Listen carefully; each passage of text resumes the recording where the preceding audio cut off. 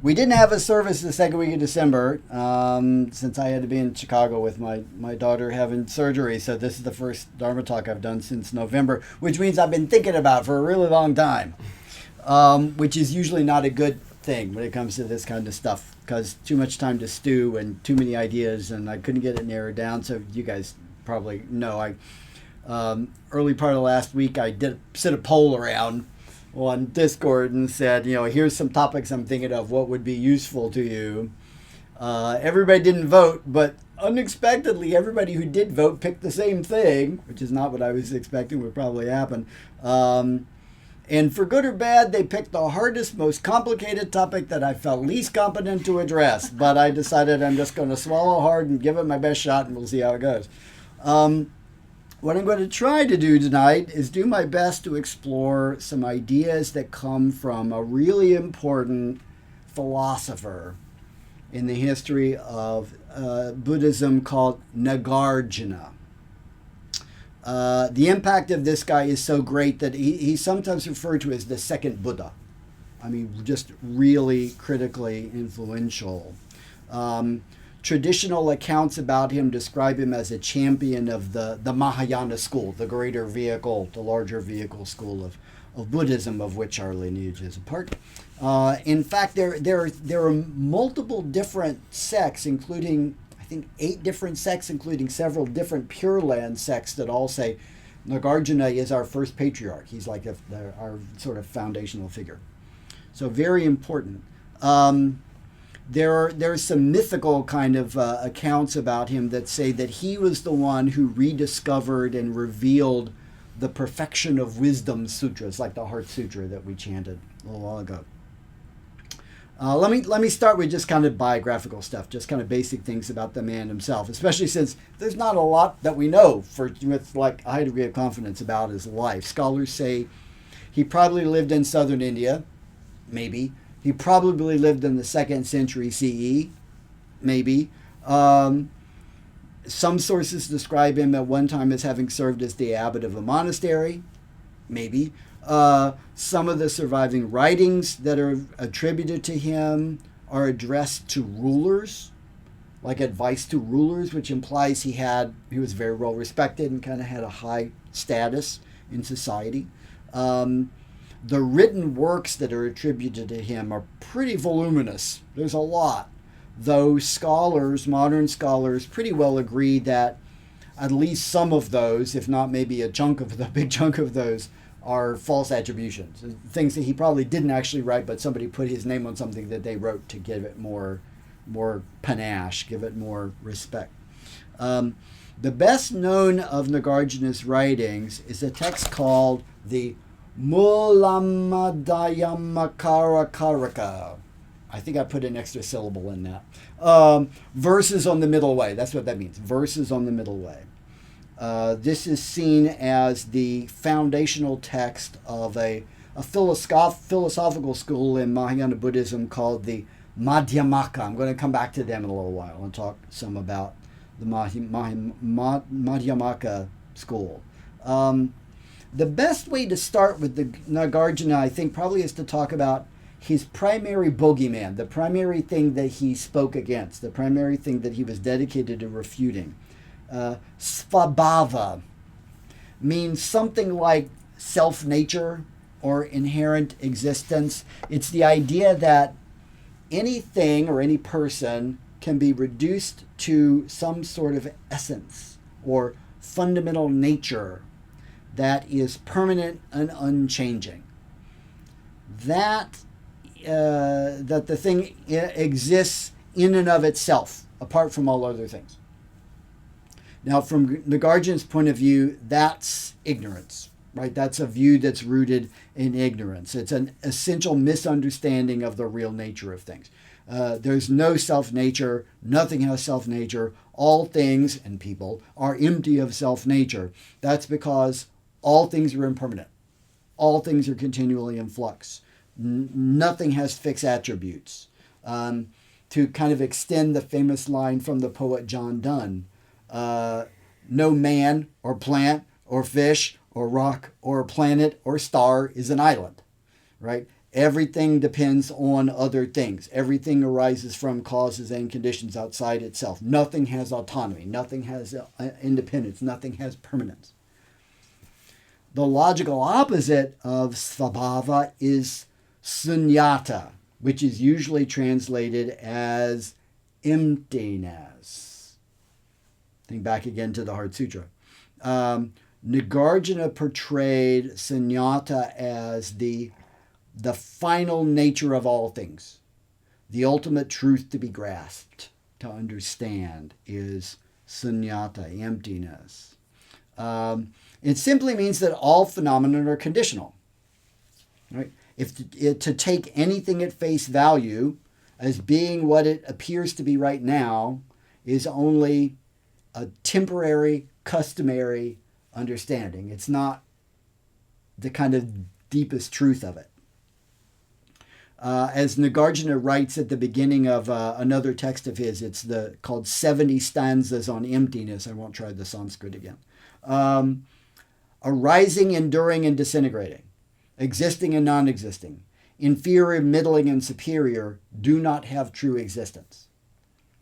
These terms are used by the Buddha in accordance with worldly conventions. Now that last phrase, in accordance with worldly conventions, that brings us to another important contribution that Nagarjuna made, another big idea that we can thank him for, that gets a lot of attention in the Mahayana tradition. Satyadvaya. That means the two truths. The principle is that everything, all things, all experiences, all phenomena can be categorized as falling under one or the other of these two opposing ways of thinking about truth, two opposing truths. The first of these is conventional truth, the truth that's apparent in the everyday ordinary world, right? So to the unenlightened, ignorant person, ordinary truths are the only truths. That's all there is. But really, these are misunderstandings. These are falsely perceived. They're good enough truths, right? They're good enough for navigating down the street, for kind of getting around in the everyday world, but not good enough to truly comprehend the world. Not good enough to really comprehend our own lives. For that, you need absolute truth or ultimate truth. The real, deeper truth whose understanding leads to liberation. Liberation from samsara, from the cycle of birth, death, and rebirth. Different philosophical schools in Buddhism have a little different spin on those things, kind of competing interpretations of the two truths. Nagarjuna's understanding was that in reality, there's only one absolute, ultimate truth. Emptiness, sunyata. That's the only one. All other truths are conventional because all other things are qualified or limited by emptiness. Only emptiness is unlimited by emptiness. Therefore, the truth of emptiness is the only absolute truth. Now, I'm going to give you a weird example. This is what? Grape. A grape, right? It has a name, right? We call it a grape. We think of this as a thing that's separate from other things. This is a grape. Even other grapes that were on the same vine, right? This group is separate from these grapes, right? This is its own thing. This is its own thing, this thing that we call a grape. And for most purposes, in the everyday world, that's fine, right? If I tell you I ate a grape, you know what I mean. If I say, do you want this grape? You understand the question that I'm asking you. If I ask you to tell me about a grape, you don't see a grape, I'm just saying describe a grape, tell me about a grape. You can do that because you have this idea in your head of grape. You have a picture of a grape. You have memories about grapes and what they look like and what they smell like and what they taste like and all that kind of stuff.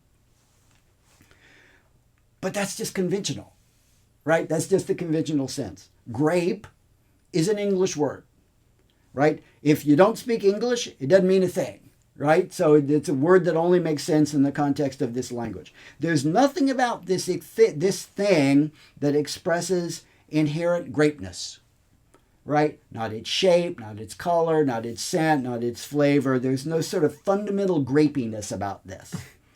If you thinking of this thing as separate from the other grapes it grew with, from the vine that it grew on, from the soil that it grew out of, from the sun and the rain that were required for it to grow, that's just a contrivance, right? Grape is also just a temporary state, right? Because when the bud first started developing on the vine that turned into this, we don't call that a grape, right?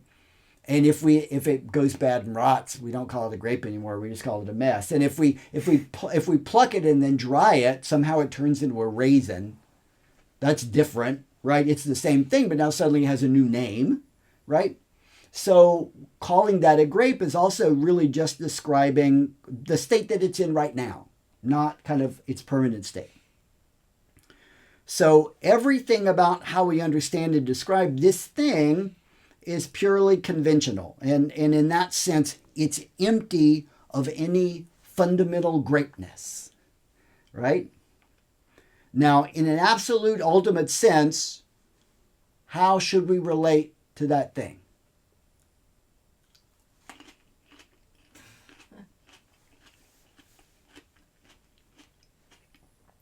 That's it. The experience. And as soon as I start trying to describe that experience, I've ruined it. Because now I'm back to the conventional again. And I'm using words and I'm talking about what that experience was like just based on what I remember about it. Now we're back to the same conventional problem. In verse 14 of his 70 stanzas on emptiness, Nagarjuna writes, just as in a dream, happiness and suffering depend on dream objects, and upon awakening, these objects are known not to actually exist. Likewise, any phenomenon which arises in dependence on another dependent phenomenon should be known not to exist in the manner of its appearance. Now that last part's important. By in the manner of its appearance, Nagarjuna means in a way that is consistent only with conventional truth. All right? With the everyday understanding of an ordinary ignorant person like us, right? A grape exists, right? This is, but it isn't what it appears to be, right? It is, but it isn't what it appears to be. So it is in a conventional sense, but it really isn't what it appears to be. Now earlier, I mentioned that Nagarjuna's influence led to the development of this philosophical school in Mahayana Buddhism, what we call the Madhyamaka school of Buddhist philosophy. Madhyamaka literally means middle way. Now that probably makes you think about kind of the basic teachings of the Buddha, right? The Buddha's own take on the idea of a middle way or a middle path, that the Buddhist path is a middle way between pleasure-seeking, hedonistic self-indulgence over here, and pleasure-denying asceticism, self-mortification over here. And it's a moderate path. It's a middle path between those two things. The Buddha laid that out in his very first teaching, right? The Dhammacakkappavattana Sutta, setting the wheel of dharma in motion, the first teaching that the tradition says he gave after his enlightenment. He lays that out. But in the Madhyamaka understanding of the term, middle way actually refers to something else. I mean, it means that, but it means something else too. The pair of contrasting ideas in this case are Shashvatanta, eternalism, and Uchedanta, annihilationism.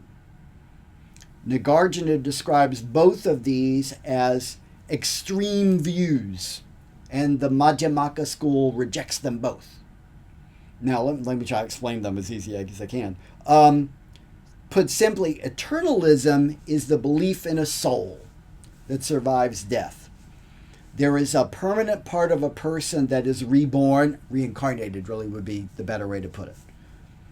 After the breakup of the five skandhas, there's still something that's there. And that something goes from life to life to life to life because that something is permanent. So this view says that there's a fundamental core or essence of a person that's eternal in some way. hence eternalism. In opposition to that, annihilationism is the view that consciousness, the mind, is totally destroyed at death. There's absolutely nothing left to be reborn. There's no continuity at all. Beyond this life, there's no continuity. This is it.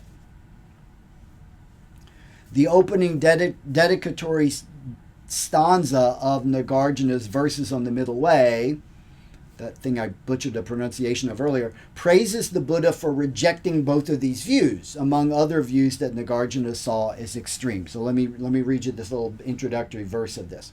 I salute the fully enlightened one, the best of orators, who taught the doctrine of dependent origination, according to which there is neither cessation nor origination, neither annihilation nor the eternal, neither singularity nor plurality, neither the coming nor the going of any dharma for the purpose of nirvana, characterized by the auspicious cessation of hypostatization. Oh, what the hell is that? That word might blow your mind. I had no idea what that. I had to look that one up. Hypostatization. So if that word befuddles you, it certainly did me. That means to treat an abstract concept or idea as if it were real, to reify the construct, to take something that's really just an idea in our head and turn it into, think of it as being a reality, as having concrete existence. Now, so eternalism, annihilationism. How can both of those views be wrong? Eternalism is wrong, Nagarjuna wrote, because there is no permanent, unchanging aspect or component of a person that goes from life to life. There's no core, right? We're made of parts, and at the breakup of the body, those parts scatter, and there's nothing that holds together that goes on. Yet in spite of that, there's still a continuity of karma, of cause and effect, resulting from our choices, the morality of our actions in our life, that connects a string of lifetimes, like links in a chain. Right? There's no stuff that continues, so that's why one extreme is wrong. But the moral energy does continue, which is why the other extreme is wrong. So that middle way is central to the Madhyamaka understanding. So that's a very important philosophical idea that comes out of that school. Okay. There's all the ideas, right? That's a lot of hot air and a lot of kind of highfalutin stuff. Who cares, right? What's this have to do with life? What does this have to do with your day and getting through the world? In the Encyclopedia of Buddhism, Lopez and Busfield, in their entry that they have in that encyclopedia about Nagarjuna, at the end of it, they give a quote, and they don't say where the quote comes from. So I'm not sure what the source of this is. Some of his, it may be the verses on the Middle Way, I'm not sure, but in the particular translation. But this is the quote that they give to Nagarjuna. For whom emptiness is possible, everything is possible. For whom emptiness is possible, everything is possible. I want to try to persuade you that that's a fundamentally hopeful idea. It might be helpful to keep in mind the word emptiness can be a little bit problematic. So it might be helpful to keep in mind that emptiness, while it may be the most popular translation of that Sanskrit word sunyata, it's not the only one. Sunya, literally sunya means zero, like the number zero. So literally you could translate just as accurately sunyata as meaning zero-ness. And I've seen that used sometimes, zero-ness. To me, that's a little precious. That's a little bit, I don't know, that's a little unclear and just sounds a little bit, you're taking yourself too seriously. My favorite translation of sunyata is boundlessness. Kaz Tanahashi, who's a very important translator and artist, and Roshi Joan Halifax from Upaya Zen Center in New Mexico. A few years ago, they created a new version of the Heart Sutra. I've got a book about it up there on the shelf. So this is, I want to read you a little bit of this. I'm going to read you the beginning, their translation of the Heart Sutra. Avalokiteshvara, who helps all to awaken, moves in the deep course of realizing wisdom beyond wisdom, sees that all 5 streams of body, heart, and mind are without boundary, and frees all from anguish. O Shariputra, who listens to the teachings of the Buddha, form is not separate from boundlessness. Boundlessness is not separate from form. Form is boundlessness. Boundlessness is form. Feeling, perception, inclination, and discernment are also like this. O Shariputra, boundlessness is the nature of all things.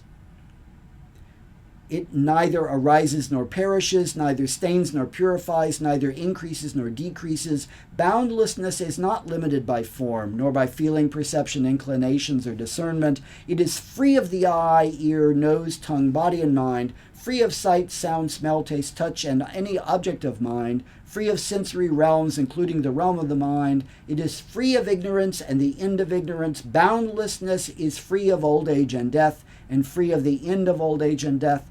It is free of suffering, arising, cessation, and path, and free of wisdom and attainment. So boundlessness means unlimitedness, without an edge. No edges to anything. Everything bleeds into everything else. There's no distinction to be made. If the deepest truth of life, the only ultimate truth, is boundlessness, then all options are open. Any apparent restrictions of possible futures on paths our lives can follow are illusions. They're conventions that society has sold us, or that we've imposed on ourselves. Because of emptiness, boundlessness, sunyata, everything is possible. All the apparent flaws of living as a mortal being in a body are fundamentally characterized by emptiness, boundlessness, sunyata. Sickness and old age and death are empty. Desire and ignorance and hatred are empty. Time and entropy and even karma are empty. Each moment is boundless and replete with infinite possibilities. Life unfolds in front of us like a Mobius strip. Everybody know what a Mobius strip is, right? It's only got one side. It looks like a loop, but you start following it, and it's only got one side. It's got one side and no edge and no end. Without edge, without boundary. So what I'm going to ask you here to think about is Mary Oliver's critical question, if you know who Mary Oliver the poet is. This is the ultimate Kongan. This is the ultimate Hwadu. Every Buddhist should meditate on this. Tell me, what is your plan? What is it you plan to do with your one wild and precious life? Sambola Shipshio Miyua and all beings manifest enlightenment.